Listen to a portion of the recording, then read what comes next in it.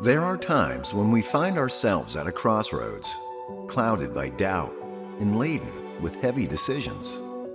In such moments, the whirlpool of life's uncertainties can pull us into a cycle of despair, making us feel ensnared by the shackles of our missteps.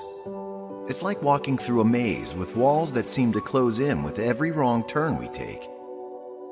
In such labyrinthine phases, the gnawing question that often emerges from the depths of our hearts is, how do I navigate through this?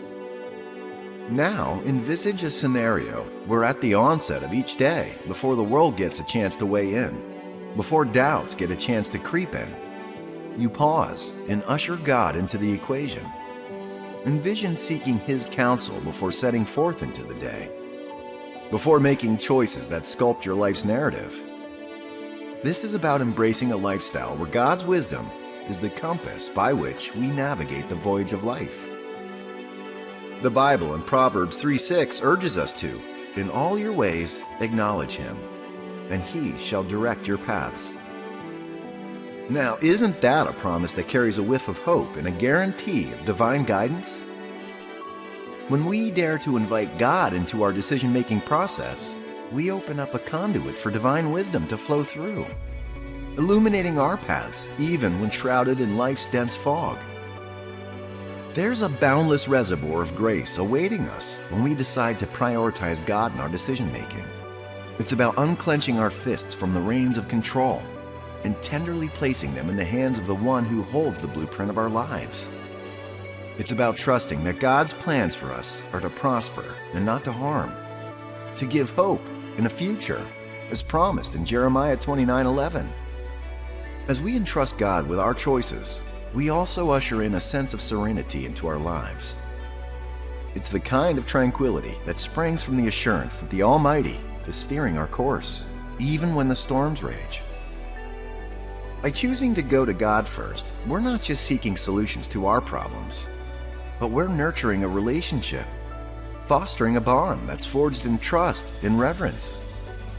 It's a humble act of acknowledging our need for divine insight, which in turn guides us towards a life rich in faith, hope, and love.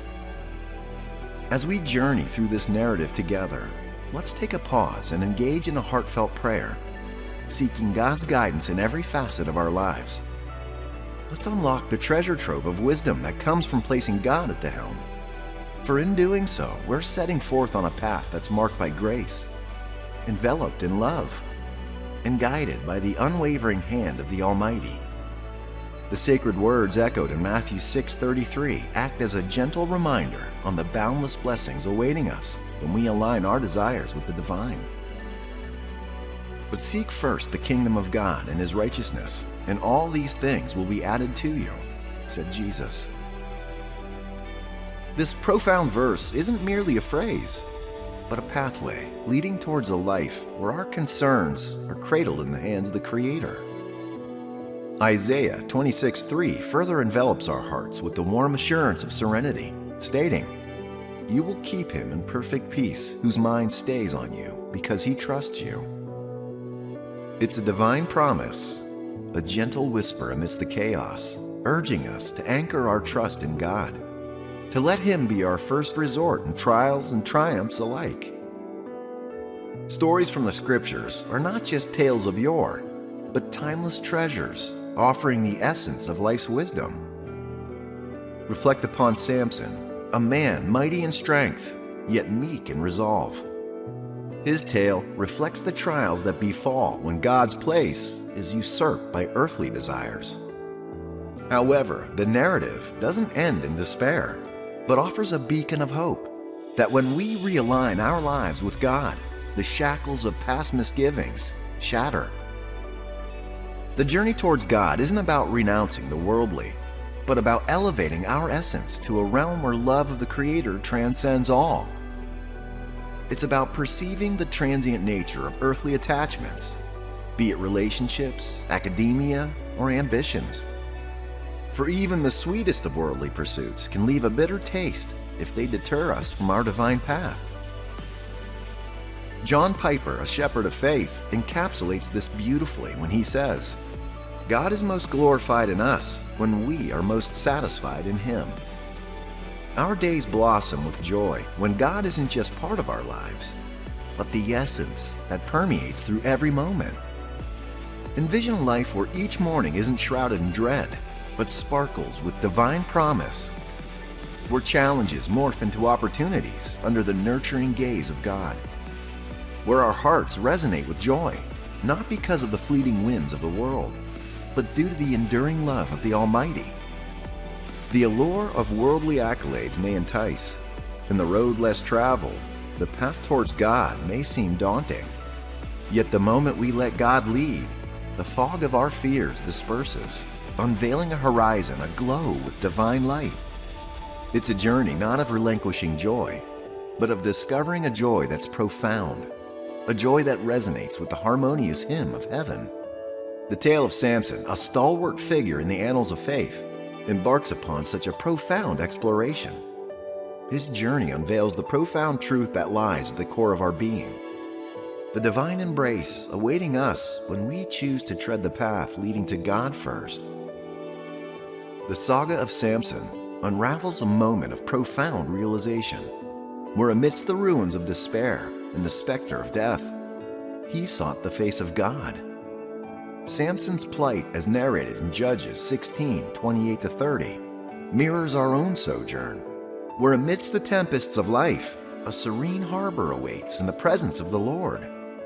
His fervent plea to the heavens emanates from a soul yearning for redemption, a heart seeking the tender mercy of the divine. His invocation, laden with humility and hope, reflects the essence of surrender, of yielding to the supreme will that orchestrates the cosmos. This narrative transcends the sands of time, manifesting its relevance in our daily lives. When the morning sun casts its first light and the world around us springs to life, where do our hearts turn? In the cacophony of existence, the gentle whisper of God often gets drowned. Yet in moments of silence, in the quiet cradle of prayer, our souls find resonance with the divine melody. The celestial bond fosters a realm of endless possibilities, nurturing the seeds of faith, hope, and love within the fertile soils of our hearts. The allure of earthly desires often casts a veil over the divine essence that resides within. Yet as the tale of Samson unveils, the path to true liberation and fulfillment meanders through the divine embrace. The profound transformation witnessed in Samson's final act unveils the boundless grace awaiting us when we seek God's face first. In the voyage of life, storms may rage and tempests may howl, yet anchored in the divine, our soul finds solace, strength, and sustenance. The fleeting nature of earthly accolades fades in the effulgent glow of divine grace. The tale of Samson beckons us to delve deeper, to seek that which is eternal, to align our hearts with the divine will, nurturing a relationship that transcends the ephemeral nature of earthly existence. In every heartbeat, in every breath, lies an invitation to engage in a profound dialogue with the divine. As we entrust our hopes, fears, and aspirations unto the Lord, a celestial harmony envelops our being. Through the prism of faith, life unveils its true essence as a divine symphony orchestrated by the master composer. The eternal promise echoes through the annals of faith, reverberating through the heart that seeks God first. The saga of Samson serves not as a mere tale of yore, but as a living testament to the boundless possibilities awaiting us in the divine rendezvous.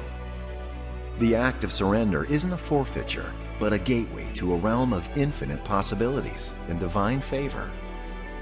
It's akin to entrusting the captaincy of our ship to a celestial navigator whose compass is ever true. The narrative of building one's abode on a sturdy foundation versus a frail one, as illustrated by Jesus, encapsulates the essence of this divine alignment. In the words of Matthew 7:24-27, "Therefore, anyone who hears these words of mine and puts them into practice is like a wise man who built his house on the rock. The rain came down, The streams rose, and the winds blew and beat against that house. Yet it did not fall, because it had its foundation on the rock.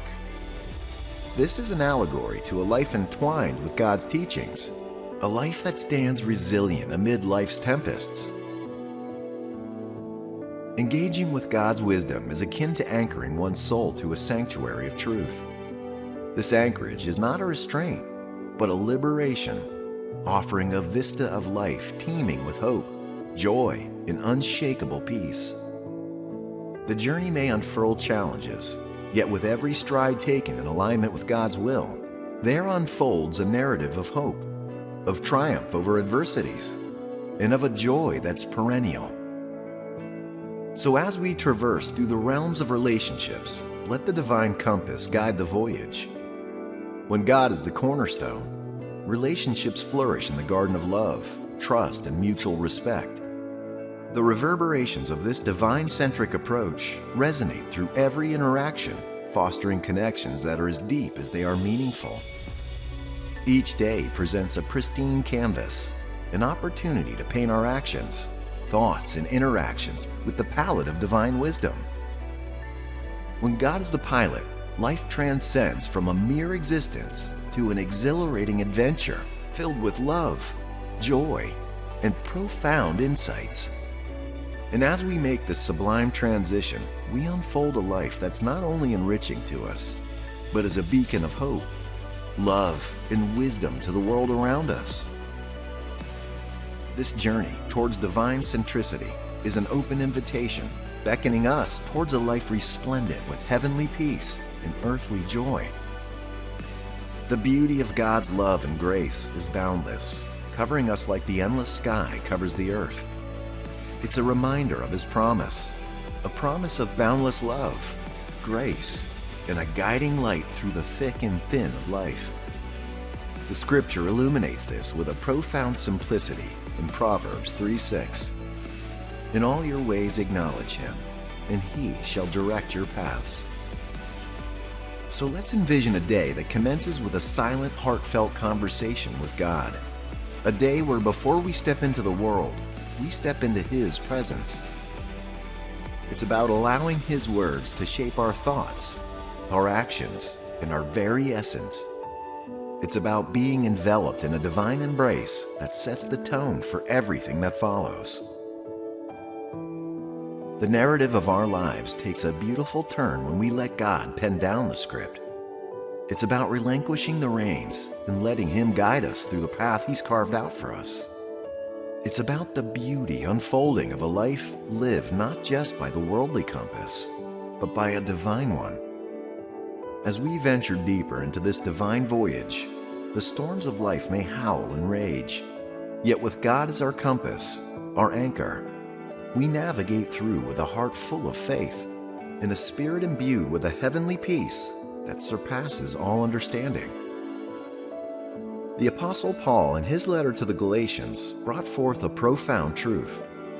He nudged us to walk by the Spirit, to let our steps be guided by a force much grander, a rhythm much divine. When we align our steps with the Holy Spirit, we transcend the earthly discord. We dance to a rhythm that's divine, and we live in a harmony that's almost celestial.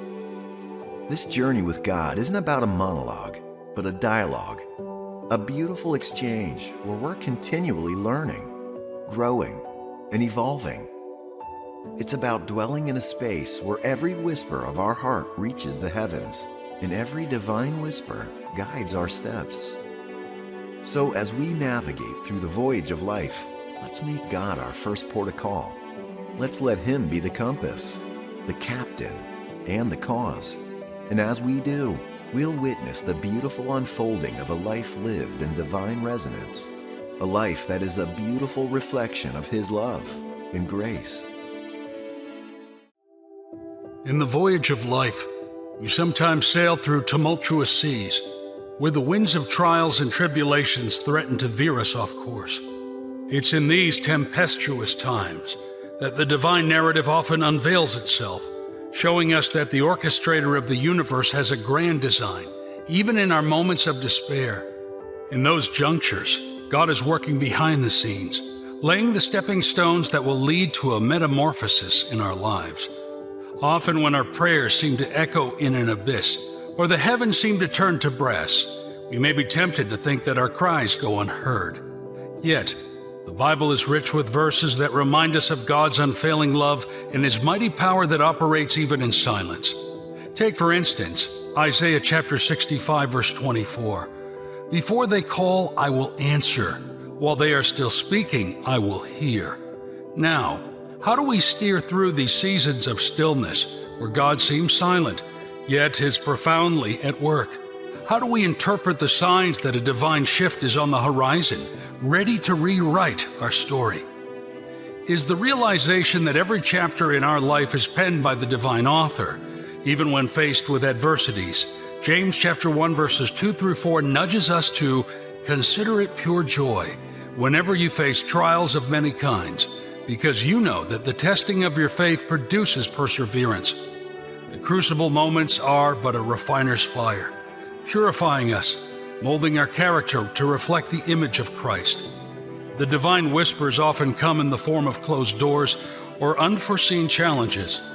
Where one door shuts, another opens. It's God's way of rerouting our path, aligning us with His grand blueprint. Proverbs chapter 3 verses 5 through 6 reminds us to trust in the Lord with all your heart and lean not on your own understanding.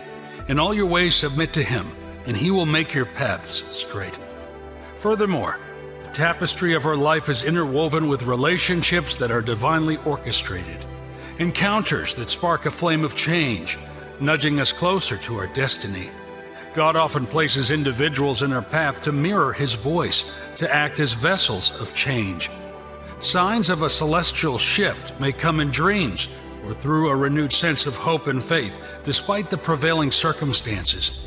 It's a gentle reminder from above that the dawn is near, as Romans chapter 8 verse 28 reassures.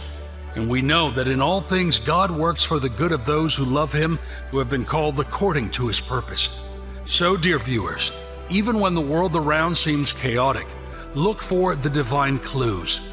Embrace the journey with a heart of gratitude, knowing that every twist, every turn is a part of God's majestic narrative. For in the grand tapestry of life, each thread, no matter how entangled, is purposefully laid by the master weaver, setting the stage for a divine encore that will shift the narrative of our lives, manifesting His glory in ways beyond our imagination. Let's delve into the biblical narrative of Joseph, a young shepherd who traversed the path of betrayal, slavery, and imprisonment before ascending to the pinnacles of Egyptian governance. Genesis chapter 50 verse 20 encapsulates the essence of divine orchestration. You intended to harm me, but God intended it all for good. The adversities Joseph faced weren't mere coincidences, but divine arrangements setting the stage for a monumental shift in his life and the lives of many. Similarly, when the storm clouds gather in our lives, when adversity knocks, it's often a prelude to a divine symphony about to unfold. The discomfort, the unrest, the questioning, they are not just existential crises, but often divine nudges, urging us to look beyond the visible, to tune our ears to the celestial melody that orchestrates our lives. Now, let's reflect on those moments of unsettling quiet before dawn, the so-called bad phases. They often arrive as unsolicited guests, leaving us bewildered. Yet, in that crucible of confusion, God is often forging a new narrative, a new chapter in our life story. Each challenge is a note in a divine melody, leading to a crescendo of transformation that reverberates through the essence of our being. It's crucial to anchor our understanding in the unwavering belief that God's love is constant, through the ebbs and flows, through the highs and lows. His love is not a fair weather companion, but a steadfast anchor. As Romans chapter 8 verse 28 reminds us, and we know that in all things God works for the good of those who love Him, who have been called according to His purpose. Each trial we undergo, each seemingly insurmountable mountain we face, is often a stepping stone, a divine step for a new dawn, a new narrative. The signs are often subtle, the whispers of change often soft. Yet as we attune our hearts and minds to the divine rhythm, we begin to discern the unfolding script of God's magnificent plan. When adversities knock on our door, it's instinctual to seek a culprit, to point fingers at ourselves, at circumstances, or even at the Creator. However, this blame game veils the profound transformation awaiting us. The struggles we face aren't for naught. They are divine signals, heralding a forthcoming metamorphosis. Our trials are but a prelude to triumph, a crucible forging our character for the blessings to come. Now, in the heat of turmoil, it might seem like a Herculean task to discern these divine signals. Yet with a heart tuned to the whispers of faith, we can perceive them. The first sign is a sense of divine discontent, a holy unrest that propels us to seek God's face more fervently. It's a tender nudge, urging us to abandon the shallow waters of complacency and to dive into the depths of divine reliance. The scripture vividly illustrates this through the narrative of Job.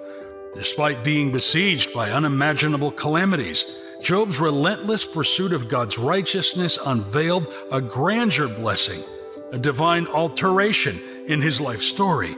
Job chapter 42 verses 10 through 17. His unwavering faith amidst adversity became a testimony of God's transformative power. Similarly, when we face unexpected roadblocks or find ourselves in a season of waiting, it's a sign. It's God's way of saying, pause, reflect, and draw nearer.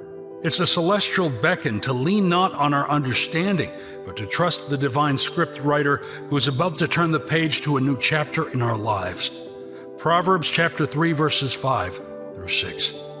Moreover, when our hearts are laden with the weight of unfulfilled dreams, when our prayers seem to echo in a void, it's a divine interlude. It's God whispering, "My child, trust my timing." The Bible reassures us that God makes everything beautiful in its time. Ecclesiastes chapter 3 verse 11. Furthermore, the encounters with individuals who challenge our faith or perspectives are not mere coincidences. They are divine appointments meant to spark a flame of revelation, igniting a journey towards a higher understanding and a deeper relationship with God. Each trial, each waiting period, and every divine appointment is a meticulously orchestrated sign that God is at work, realigning our path, reshaping our desires, and redefining our destiny. So, when faced with the winds of adversity, let's not be disheartened, but be invigorated with hope, knowing that a divine narrative shift is on the horizon. Life's journey isn't a straight highway, but a winding road with its share of ups and downs. It's akin to a riveting narrative with twists and turns, each chapter orchestrated by God to mold us into the individuals we are destined to become. When we find ourselves at a crossroad, it's crucial to reflect upon the signs God is presenting to us. Now, let's move into the biblical tale of Joseph, whose life was a testament to God's profound ability to transmute adversity into prosperity. Falsely accused and cast into the abyss of a dungeon, Joseph could have succumbed to despair. Yet, his unwavering faith was his beacon amidst the engulfing darkness. His narrative climaxed when he emerged as the Pharaoh's confidant, a remarkable twist showcasing God's magnificent plan in action. Similarly, the saga of Abraham, a paragon of patience and faith, unfolds as a comforting reassurance. His anguished wait for a progeny stretched over 2.5 decades, a journey punctuated with moments of faltering faith. Yet, it was through this crucible of waiting that his faith solidified and God's promise materialized. The essence of these biblical anecdotes is a clarion call to introspection. When faced with setbacks, do we perceive them as mere roadblocks or as divinely orchestrated detours steering us towards God's grand design? Our perceptions can either entrap us in a quagmire of despair or liberate us into the realms of boundless hope and resilience. Now, envision a lush garden, each flower bud veiled in a cloak of patience, awaiting the divine timing to unfurl into its full glory. Much like these buds, our lives are in a perpetual state of becoming, each challenge propelling us closer towards blossoming into the individuals God envisioned us to be. Now, suppose you've been encountering repetitive scenarios or emotions. These might be divine signposts urging a shift in perspective or action. Maybe it's a nudge towards breaking old, shackling patterns and embracing transformative change. When the chill of isolation descends upon our lives, it's easy to misinterpret the scenario, to feel as though the world has turned a cold shoulder. However, this is far from the truth. The seeming desertion is not a verdict of rejection, but a divine setup for a deeper connection, a pulling away from the worldly crowd to create room for a heavenly crowd. It's in this space of solitude that God begins to work on the canvas of our lives, painting a new picture that tells a story of His love, grace, and power. In the Bible, we see numerous instances where God set individuals apart before elevating them to their destined positions. Joseph's journey to the palace began with a pit and a prison, places of isolation, yet they were the very corridors that led to his destiny. Similarly, Moses' sojourn in the desert was a precursor to his monumental task of leading the Israelites to the Promised Land. The process of change begins with an inner transformation. Before the external circumstances of our lives can align with God's glorious plan, there needs to be a metamorphosis from within, a shedding of the old to make way for the new. This transformation is akin to the process of metamorphosis a caterpillar undergoes to become a butterfly, a profound change that unveils a new dimension of existence, echoing the scriptural truth in 2 Corinthians chapter 5 verse 17. Therefore, if anyone is in Christ, the new creation has come. The old has gone, the new is here. The world around us may not understand this process, and its reaction could be one of opposition or misunderstanding. Yet, it's crucial to stay rooted in the awareness that this divine process is not to push us down, but to lift us up, to change not just our situations, but our stories. As our inner beings resonate with the nature of Christ, our external realities begin to mirror this divine nature, unfolding a narrative of hope, grace, and divine favor. This journey, though might be punctuated with challenges, is a beautiful unraveling of God's perfect plan for us. As we align with God's workings, staying patient and faithful, we will witness the glorious unfolding of a new chapter, a new story written by the divine author. If we are speaking to you, say a resounding amen in the comments section below. If you're a Christian navigating through a season of challenge and change in your life, this message is for you. Today, I'm going to share some signs that God might be using this season of your life to prune you for a more fantastic future He'll bring you into. We'll explore how God sometimes prunes us to make us more fruitful and ready for His purposes. But then, how can we recognize when God is pruning us? What are the benefits of trusting God in the midst of our pruning process? What should you do when God prunes you? I trust God to help us find the strength and encouragement to stand strong through this message today, in Jesus' name. Friends, life is full of changes. Some changes may be positive and exciting, such as getting married, having a baby, starting a new job, or moving to a new place. In contrast, some changes might be negative and painful, such as losing a loved one, getting divorced, being fired, or facing a health crisis. Some changes may be neutral and inevitable, such as growing older, changing seasons, or shifting trends. But whether we like it or not, change is necessary for our growth and development.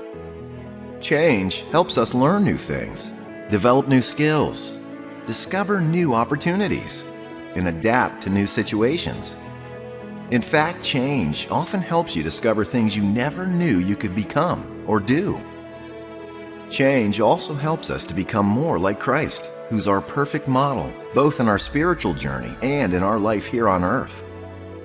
Let me show you something from 3 verses of Scripture to further clarify this. 2 Corinthians 4:18 says, "And we all, who with unveiled faces contemplate the Lord's glory, are being transformed into His image with ever-increasing glory, which comes from the Lord who is the Spirit." 1 John 2:6 says, "Whoever claims to live in Him must live as Jesus did." And chapter 4:17 adds, "This is how love is made complete among us, that we will have confidence on the day of judgment. In this world, we are like Jesus." But how does change help us to become more like Christ in this world? The answer is through God's pruning. In gardening, pruning is the process of cutting away unwanted or unproductive parts of a plant to improve its health, shape, and yield. Pruning is also a metaphor for how God works in our lives, to remove anything that hinders us from bearing fruit for His glory. But before we dive into the divine aspect of pruning, let's take a moment to really ponder on and appreciate how life unfolds. You see, we all go through various stages of change, from seed to bud to blossom, and finally to fruit. These stages parallel our spiritual journey. Hence, sometimes when life throws its curveballs, it's a sign that we're at a stage of change that God has ordained. Jesus said in John 15:1-2, "I am the true vine, and my Father is the gardener. He cuts off every branch in me that bears no fruit, while every branch that does bear fruit He prunes so that it'll be even more fruitful." In this passage, we can see how Jesus compares Himself to a vine, and every genuine believer to branches. He says that His Father, who's the gardener, prunes every branch that bears fruit so that it'll be even more fruitful. This means that God sometimes allows or causes changes in our lives that may seem painful or difficult at first, but are meant to help us grow and produce more fruit. What kind of fruit are we talking about? The Bible tells us in Galatians 5:22-23, "But the fruit of the Spirit is love, peace, forbearance, kindness, goodness, faithfulness, gentleness, and self-control. Against such things there is no law." The fruit of the Spirit is the evidence of God's presence and work in our lives. It's the result of being connected to Jesus, who's the source of life. The fruit of the working of the Spirit in us is also a way we glorify God and bless others around us. I believe that no matter how introverted or how social you are, you want to honor God and bless those around you in a notable way. Beloved, God also has the same desire. In fact, it's the same reason He's taking you through what you're going through now. Have you ever observed a skilled gardener at work or worked in a garden yourself? Pruning is a crucial aspect of this work.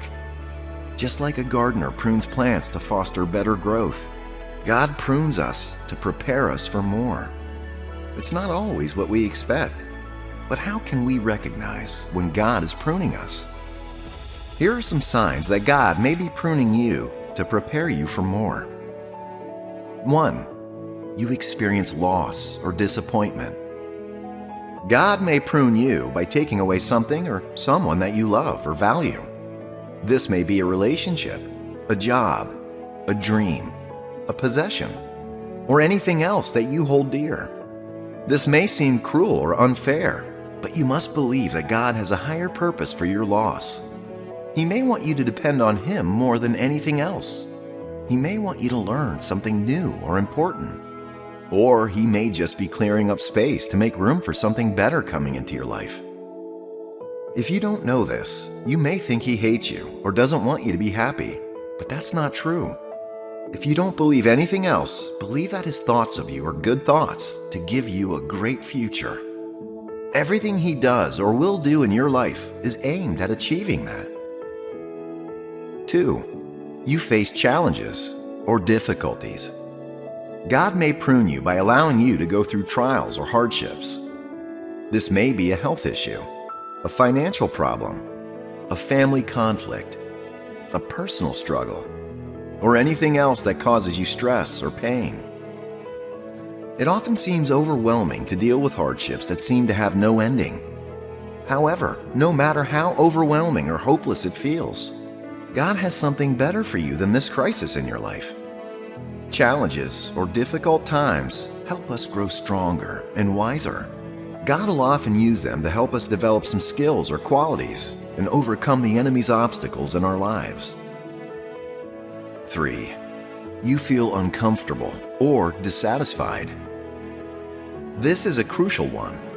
It often happens when God's about to take you to the next level. He starts by disrupting your status quo. This may be a change of environment, a change of perspective, a change of direction, or anything else that causes you discomfort or dissatisfaction. Because we easily get used to our comfort zone, this may be unsettling or confusing at first. But there's more in your future, and God's about to bring you into it. Hear what His Word says in Proverbs 23:18. There is surely a future hope for you, and your hope will not be cut off. God may be disrupting your status quo to explore new possibilities or opportunities. He may be driving you to discover new passions or gifts and pursue new goals. Whatever it is and wherever it may be in your life right now, know that these are some of the signs that you're being prepared. Don't get discouraged. Your future will be greater than your past. Your future will be brighter than your present. Don't give up. Don't give in. And don't give out. Of course, there may be other signs that only God knows and understands. The important thing is to trust Him and His wisdom in all things. He knows what He's doing, and He has your best interests at heart. Joseph's story beautifully illustrates God's pruning process. It's a testament to how God prunes us for greater things. Joseph was sold into slavery, wrongly accused and imprisoned. But through his unwavering faith in God's plan, he emerged as a wise and powerful ruler in Egypt, saving his family and countless others from the famine that ravaged the earth in his days. In today's world, we often find ourselves facing daunting challenges, struggles, and setbacks. It's easy to question why God would allow these hardships. But, my friends, these moments of adversity might just be the signs that God is pruning you for something extraordinary. As Christians, we believe in a God who knows the plans He has for us, plans for good and not for evil, plans for a future and hope. Therefore, our perspective as God's children is built on faith and trust, even when life seems to be falling apart. So, the signs of pruning are actually opportunities for growth in our faith and character, not attempts to destroy us. So when you find yourself in the middle of a storm, remember that God is with you. Your challenges are not punishments, but the refining fire that shapes your character. As Romans 5:3-4 tells us, not only so, but we also glory in our sufferings, because we know that suffering produces perseverance, perseverance, character, and character, hope. Beloved, your trials are building your character for a greater purpose. Ultimately, you must remember that Jesus is the way, the truth, and the life. When you see these signs of pruning around you, turn to Him. Hold on to Jesus as the constant, unwavering anchor in the storm. He is the one who will guide you through life's trials and prepare you for more. I encourage you to hold steadfast to your faith and prayerfully trust that God is working for your good. Surround yourself with godly friends who can support you and pray for you. Share your struggles and questions with them, and let them help you find answers. Listen to their advice and encouragement from God's Word. You can also personally find verses that speak to your situation and comfort your soul. Memorize them and repeat them when you feel confused or discouraged. Apply them to your life and your situation. With His guidance, you'll emerge from this season stronger, wiser, and ready for the extraordinary future that awaits you. The world is an uncertain place. You must be careful who you tell about the blessings God brings into your life. I am sure you've heard this warning before. The Bible mentions that enemies are a real thing. Do not be naive. Not everyone who smiles to your face is qualified to be called your friend. Not everyone who calls themselves your friend is truly your friend or wants the best for you. I want to really stress this point because I sometimes see people get hurt by other people's actions and then turn and blame God for whatever situation they find themselves in when God had nothing to do with it. In truth, they enabled the problems themselves. The Bible mentions in Psalm chapter 23, verse 5, "You prepare a table before me in the presence of my enemies. You anoint my head with oil. My cup overflows." And Matthew chapter 5:44 says, "But I tell you, love your enemies and pray for those who persecute you." It is naive to think you don't have enemies because you are a good person who doesn't hurt or offend others. We have enemies who even pose as our friends. That's the society we live in. It's difficult to differentiate between friends and enemies. So we must be cautious with what we say or do around people. That's why we don't tell everyone everything good that comes into our lives. Why? Because not everyone celebrates your achievements. Hence, some things are better said only when the time is right. In this video, I will discuss God's blessings and how to handle them wisely. Following what I share in this message will make a massive difference in your life. When God blesses you, it's receiving something wonderful, something that makes you rich in many different ways. It's having a special gift from God. But here's the thing. Sometimes we unintentionally bring trouble or sadness into our lives by what we do with that special blessing. You may be wondering how. Well, it's when we talk too much, especially with people who might not really be our faithful friends, even though they pretend to be. These are people who pretend to be nice when they really aren't. So, put simply, when good things happen because of God's blessings, it's best to find out how to enjoy that blessing and how to be careful about who you share them with to avoid unnecessary troubles. How does keeping some of your blessings to yourself make you wise? We're taught to share and testify about the good things God does in our lives, and that's very important, but it's not that simple. Sometimes, silence can be a shield, protecting us from unforeseen troubles. And this is a concept rooted in the wisdom of the Bible. Proverbs chapter 27, verse 2, for example, says, "Let another praise you, and not your own mouth, someone else, and not your own lips." This verse encourages us to be humble and not boast about our blessings, letting others recognize our goodness rather than us shouting it from the rooftops. Now, think about this. Some people may not be happy seeing you doing well. This is the pure truth. They might secretly wish for your downfall. And if they notice you making progress, it can stir up bitterness and envy in their hearts. Holding back a bit on sharing your blessings can reduce the jealousy around you and partly protect you from the dangers that can come with having enemies, or what we call frenemies, enemies posed as friends. It is a way to keep your peace and tranquility intact in the face of potential adversity. Moreover, you build your faith in God by not overly flaunting your blessings. It's you saying, "I trust in God's plan for me, and I don't need to boast about these blessings to validate myself. God will always come through for me. Therefore, I will stay open to Him and let His blessings speak rather than me rubbing it in everyone's face all the time." In the Bible, we find a beautiful verse in Philippians chapter 4, verses 6 through 7 that says, "Do not be anxious about anything, but in every situation by prayer and petition, with thanksgiving present your requests to God. And the peace of God, which transcends all understanding, will guard your hearts and your minds in Christ Jesus." So, as you quietly acknowledge your blessings and trust in God's goodness, you're also avoiding unnecessary trouble and strengthening your faith in Him. It's a win-win situation.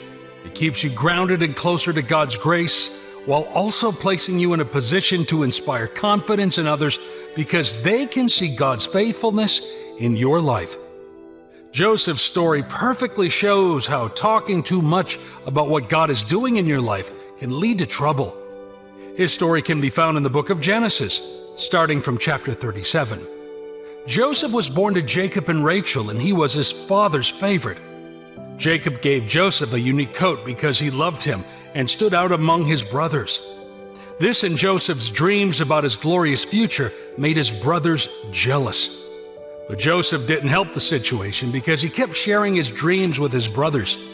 In his dreams, he saw himself and his brothers binding sheaves in the field, and his sheaf stood upright while the others bowed down to it. Joseph openly shared this dream with his brothers, and they became even more envious and angry. Then Joseph shared his second dream. In this dream, he saw the sun, the moon, and 11 stars bowing down to him. He even told his father this time. This further increased the anger and jealousy of his brothers. The result of his openness was that his brothers plotted against him and sold him as a slave. Joseph went through many trials and hardships because of this careless behavior. Now, let's focus on the lesson of why some dreams should be kept to yourself, mainly using his story. You see, Joseph's story in the Bible teaches us a vital lesson about the importance of keeping specific dreams, visions, or blessings to ourselves. When Joseph shared his dreams with his brothers, he was excited and probably thought they would share in his enthusiasm. Little did he know that not everyone can handle or appreciate the vision that someone else has been given. The consequences of Joseph's openness were severe.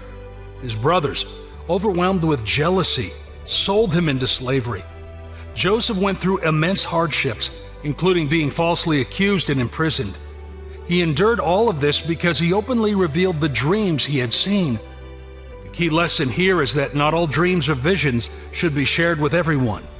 Some dreams are meant to be personal journeys that you undertake, and their significance may only become clear with time. By revealing his dreams prematurely, Joseph put himself through unnecessary trials. Now, imagine if Joseph had kept his dreams to himself. He might have avoided the envy and anger of his brothers, slavery, and the subsequent challenges. Yes, the journey to actualizing that dream wouldn't have been smooth, but some things could have been avoided. His dreams would still have come to fruition in the end, as we see in his rise to become Egypt's prime minister. Somehow, God would have made a way for him via other means. In this way, Joseph's story serves as a powerful reminder of the wisdom in keeping some dreams and blessings close to your heart until the right time, allowing them to manifest in their own way without the interference of others. There is another person from the Bible who wisely chose to remain silent about some great blessing in his life. Let us see and understand the remarkable outcomes that unfolded due to his decision. Did you know that the Apostle Paul had an incredible journey, marked by profound visions, revelations, and the enduring thorn in his flesh that humbled him? Paul's story is a compelling example of how keeping certain blessings and challenges to oneself can allow God's grace and power to shine through. Paul, an apostle, specially chosen by God to preach the gospel, was no stranger to divine revelations. He was privy to extraordinary insights into the mysteries of Christ and his church. Yet amid these profound blessings, Paul also faced a perplexing challenge, which was a thorn in his flesh, described as a messenger of Satan, tormenting him and keeping him humble. In his humility and vulnerability, he repeatedly prayed to God, seeking relief from this torment. However, God's response to Paul was both unexpected and enlightening. But he said to me, "My grace is sufficient for you, for my power is made perfect in weakness. Therefore I will boast all the more gladly about my weaknesses, so that Christ's power may rest on me." 2 Corinthians chapter 12, verse 9. It was a remarkable moment when Paul learned that God's strength is most fully revealed in our weaknesses. Here, Paul kept silent about his blessings and suffering, allowing God's grace and power to manifest in his life instead. He refrained from boasting about his visions or revelations. He chose instead to emphasize his weaknesses and the hardships he endured for Christ's sake. As he humbly stated, "I will boast all the more gladly about my weaknesses so that Christ's power may rest on me." He acknowledged that he had become, in a sense, a fool in boasting, but he did so to glorify God. In his decision to keep quiet about his blessings and trials, God's grace and power were most visibly displayed in Paul's life. Practicing gratitude instead can be a powerful way to acknowledge and appreciate the blessings we receive from God. It changes the lens through which we view life. By nurturing a heart of gratitude, we intentionally shift our focus from what we might not have to the goodness already in our lives. It's a beautiful way to cherish the blessings that come our way. When it comes to God's blessings upon your life, keeping a low profile is a humble approach that carries profound meaning. This approach reminds us that our blessings aren't meant to be used for boasting or elevating ourselves above others. Instead, they are gifts from God, which we should use to glorify Him and serve others with love and humility. It's a reminder that our blessings are meant to be shared, not paraded. Sharing our blessings with others in a humble way is a noble gesture. This practice allows us to bless and uplift others without seeking the spotlight for ourselves. It's essential to remember that the purpose of sharing our blessings is not to draw attention to our generosity, but to genuinely make a positive impact on someone's life.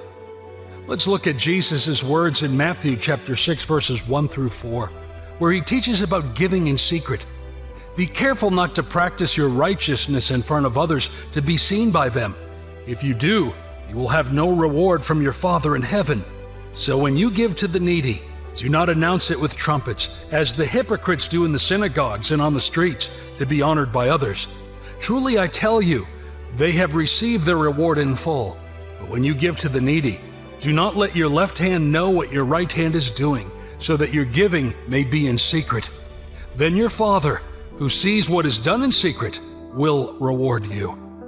This passage encourages us to do good deeds and give without seeking attention or applause. Practicing gratitude, keeping a low profile with our blessings, and sharing them humbly can transform how we view and interact with the world, allowing us to appreciate the goodness in our lives and spread it to others. In the heart of Jezreel, a moment in history was etched. A day that resonates with a chilling echo, even now. This wasn't just any day. This was the day that marked the downfall of Jezebel, a name that sends shivers down the spine of those who know her story. Picture this: Jezebel, not just a queen, but a symbol of corruption and defiance against the divine, who brought the worship of Baal into the very core of Israel. Baal, a deity whose name whispered across Canaan and Phoenicia, became a beacon of misguided faith under Jezebel's influence. Let's pause and think for a moment. Why does this matter to us now? What can we in our modern world take from the ancient tale of a queen who lived thousands of years ago? The answer lies not in the dusty pages of history, but in the living message it carries. Jezebel's story is a stark reminder of how easy it is to stray from the path of righteousness, how the allure of false beliefs can lead even the mightiest to their downfall. Consider the way Baal worship seeped into Israel and Judah, morphing into various forms, catering to the desires of people, promising them prosperity and fertility. Isn't this just a reflection of our own times? The temptations that surround us, the false gods we unconsciously bow to, be it power, wealth, or pleasure. Aren't they just modern-day Baals? But here's the crux of it all. Jezebel's end, it wasn't just a physical demise. It was symbolic of a greater truth, a truth that screams out to us even today, that the path of defiance against God, the path of immortality and idolatry, leads to destruction. Remember the words in Revelation 2:20, where a false prophetess is compared to Jezebel for leading people astray. This isn't just a story. It's a wake-up call. Jezebel's life, her choices, and her tragic end serve as a vivid, almost visceral warning. It's a call to introspect, to look within ourselves and ask, are we letting the Jezebels of our world mislead us? Are we too, in some way, succumbing to the lures of modern-day idols? It's urgent that we realize this, for in this realization lies our salvation. Friends, the tale of Jezebel isn't just an ancient narrative. It's a mirror held up to our society, to our lives. It's a reminder that though times may change, the fundamental truths of righteousness, of walking in the path God has set for us, remains unaltered. Let's take this story not just as a historical account, but as a personal call to re-examine our faith, our choices, and our allegiance. A king, Ahab, yearns for a simple vineyard, a piece of land that shimmers in his dreams like a jewel. But it's not just any land. It belongs to Naboth, a man whose roots in that soil run as deep as his ancestors' memories. Now enter Queen Jezebel, a name that's become synonymous with treachery and malevolence through the ages. Imagine her not just as a queen, but as a tempest, a storm of ambition and cunning. She sees her husband, the king, sulking, his royal brow clouded with discontent. He tells her of the vineyard he cannot have, and in that moment, Jezebel's resolve hardens like iron. She whispers to Ahab words dripping with assurance. "Leave it to me. Your heart's desire shall be yours." And so a plan, dark as the moonless night, unfolds. Jezebel, with the stroke of a pen and the seal of a king, writes a death sentence for Naboth, masking it as justice. The vineyard is seized, Naboth's life is snuffed out, and in this act, Jezebel sows the seeds of her own destruction. For in the shadows, a judgment as inevitable as the tide waits. Jehu, a general, a force of divine retribution, is on the horizon. He's not just a man, he's the embodiment of a righteous storm sent to uproot the wickedness that has taken hold. The Bible tells us in Revelation 17, 5-6 of another figure, a symbol of corruption and defiance against the divine. This figure, drunk on the power and blood of the saints, mirrors Jezebel's own journey. Jezebel, intoxicated with power, blinded by her own ambition, failed to see the writing on the wall. Friends, this story isn't just a tale from the past. It's a mirror reflecting our own times. How often have we seen power corrupt, ambition blind, and justice perverted? How often have we witnessed the innocent suffer while the corrupt bask in temporary triumph? But remember, this story doesn't end with Jezebel's triumph. It ends with her downfall, a fate so dramatic, so absolute, that it serves as a warning through the ages. The day Jezebel fell was a day of reckoning, a stark reminder that justice, though sometimes slow, never forgets. As you walk through your own life witnessing the world's Jezebels rise and fall, remember this: the vineyards of your heart, your integrity, your compassion, are worth more than the passing desires of power and greed. Stand firm like Naboth, and know that the truth, like a steadfast rock, endures beyond the fleeting storms of ambition. In the heart of a bustling ancient city, Jezebel crafts a scheme so sinister it chills the bone. She uses the disguise of a religious ceremony, a day of fasting, not for piety, but as a cloak for her dark intentions. This isn't just about bending rules. It's about breaking the very essence of justice and morality. Now imagine Naboth, an ordinary man proud of his vineyard, unaware of the storm brewing. Jezebel's plan is set in motion. She forges letters, sets the stage, and plants two liars to accuse Naboth of blasphemy. The injustice is startling. An innocent man condemned under a facade of legality. It's a scene that makes you question, how often do we witness untruths wrapped in the garb of truth? The plot unfolds, and Naboth is stoned to death, his blood soaking the soil of his own vineyard. The news reaches Jezebel, and with chilling calmness, she tells her husband Ahab to take possession of the vineyard. It's a moment that captures the extent of human greed and manipulation. But friends, this isn't just about human wickedness. It's also about divine justice. Enter Elijah, a prophet of God, a beacon of truth in a sea of deceit. He confronts Ahab right in the stolen vineyard with words that echo through time. In the place where dogs licked up Naboth's blood, dogs will lick up your blood. The prophecy unfolds. Ahab falls in battle. The narrative then shifts to Jehu, anointed by Elisha, Elijah's successor. Jehu's mission is clear: to bring down Jezebel's house. He eliminates her son, Joram, fulfilling part of the divine prophecy. And then comes the day Jezebel meets her end. She doesn't cower or hide. She faces her fate head-on, defiant to the last. Positioned at a window, she challenges Jehu, mocking the very notion of fear. But her bravado is in vain.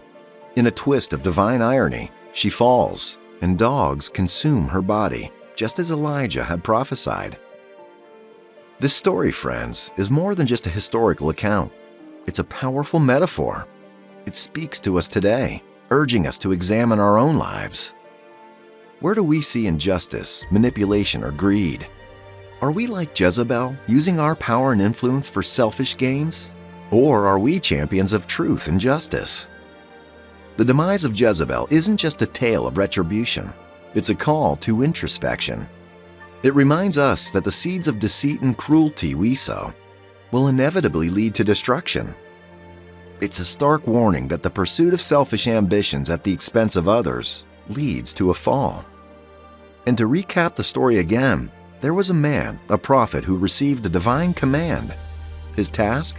To anoint a new king, a man named Jehu. Picture this prophet, young and determined, with his heart pounding with the weight of his mission. He finds Jehu, pulls him aside, and with a simple flask of oil, anoints him as king. But this isn't just a ceremony.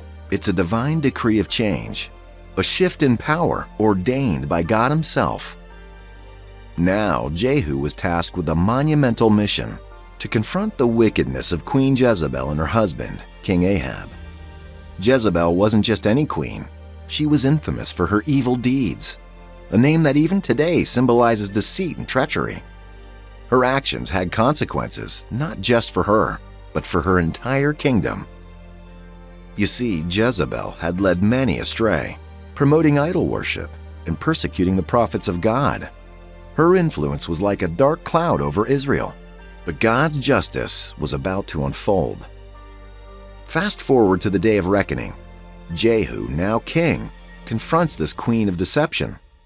There's Jezebel in her palace, perhaps thinking she could charm or intimidate Jehu, as she'd done with so many before. But Jehu wasn't swayed. He knew his duty. In a moment of intense drama, Jehu orders her to be thrown from the window. It's graphic, it's violent, but remember this isn't just about Jezebel's fall. It's about the fall of evil itself. The Bible doesn't shy away from the harsh realities of life, and neither should we. Jezebel's end was prophesied, and it was fulfilled. Dogs consumed her body, a stark and gruesome image, but one that speaks volumes. It's a reminder that evil, no matter how powerful it seems, will have its downfall. But let's not miss the real message here. It's easy to focus on the dramatic end of Jezebel and miss the real message for us. This story isn't just about the past, it's about our present and our future. Every day we face choices. Do we follow the path of righteousness, or do we succumb to the temptations of this world, to the Jezebels that surround us? The story of Jezebel teaches us that our choices have consequences. It's a solemn reminder to stay true to what's good and right. So, as we reflect on this tale, let's ask ourselves, what are the Jezebels in our lives? What are the influences we need to confront and overthrow to stay true to our path? Remember, with God's guidance, no challenge is insurmountable. In closing, let this story be a beacon of hope and a warning. A hope that righteousness will ultimately triumph, and a warning that evil, no matter how powerful, will meet its end. Let's carry this message in our hearts and live our lives with the courage and conviction of Jehu, guided by the unwavering light of God's truth. While Ahab and Jezebel enjoyed earthly power, their story is a stark reminder that such power is fleeting and hollow when set against eternal truths. They had everything by worldly standards: wealth, authority, influence, yet they were spiritually bankrupt. This begs us to reflect. What are we chasing in our lives? Are we seeking fleeting pleasures and power? Or are we building a legacy of righteousness and love? It's clear that Jezebel's influence was profound. She wasn't just a passive partner in Ahab's reign. She was a driving force behind many of his worst decisions. This brings to light the power of influence in our lives. Who are we allowing to shape our decisions and our paths? Are they leading us towards light and truth, or down a path of darkness and deceit? The end of Jezebel is marked by one of the most chilling and graphic demises in the Bible. This harsh ending serves as a divine judgment, not just on her acts, but on the very spirit of rebellion and idolatry she embodied. It's a sobering reminder that while God is merciful and patient, His justice is inevitable. In this story, we find critical life lessons. The company we keep can elevate us or bring us down. Our actions, especially those in power, have far-reaching consequences. And most importantly, turning away from God leads to a path of destruction, not just in this life, but eternally. Now, friends, as we ponder these truths, I urge you to reflect on your life. Who are the Jezebels influencing you? Are you standing firm in your faith? Or are you being swayed by the idols of our time, be it power, wealth, or pleasure? Let's engage in this conversation. Share in the comments below how this story resonates with you. What are the vineyards you're coveting? Who are the influences in your life steering you away from God's path? And don't forget, if this message has touched your heart, like and subscribe to our channel for more insights and guidance on your spiritual journey. Let's walk this path together, seeking truth and light in a world that often seems filled with Ahabs and Jezebels.